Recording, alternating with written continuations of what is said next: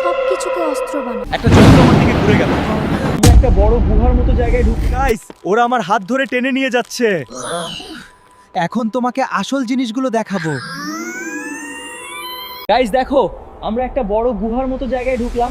ভেতরে আলো ভাসছে, দেয়াল নড়ছে। এগুলো দেয়াল না, এগুলো চিন্তা। ওকে গাইস, প্রথম আবিষ্কারটা একটা পাথর। ছুতেই আমার মাথায় পুরনো স্মৃতি ভেসে উঠলো। এটা কোনো সাধারণ পাথর না, এটা মিথ্যা স্মৃতি খেয়ে ফেলে। ও ওয়াও, ওরা একটা গাছ দেখালো, এই ফলে আলো ধরে। এটা খেলে সময়ের জন্য তারা শেষ হয়ে যায়, সময়ের আর অভাব থাকবে না। গাইস ওয়েট, একটা যন্ত্র আমার দিকে ঘুরে গেল।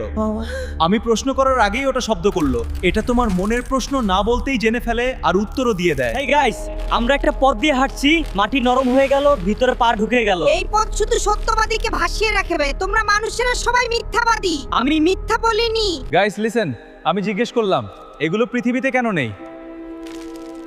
কারণ তোমরা সবকিছুকে অস্ত্র বানাও। গাইস লিসেন, আমি খেয়াল করলাম এলিয়েনদের আলোটা ধীরে ধীরে ম্লান হয়ে যাচ্ছে। ওরা হাসছে না, কেউ কথা বলছেও না। গাইস লিসেন, তারপর ও আমার হাতে একটা জিনিস দিল। এটা আমাদের স্মৃতি।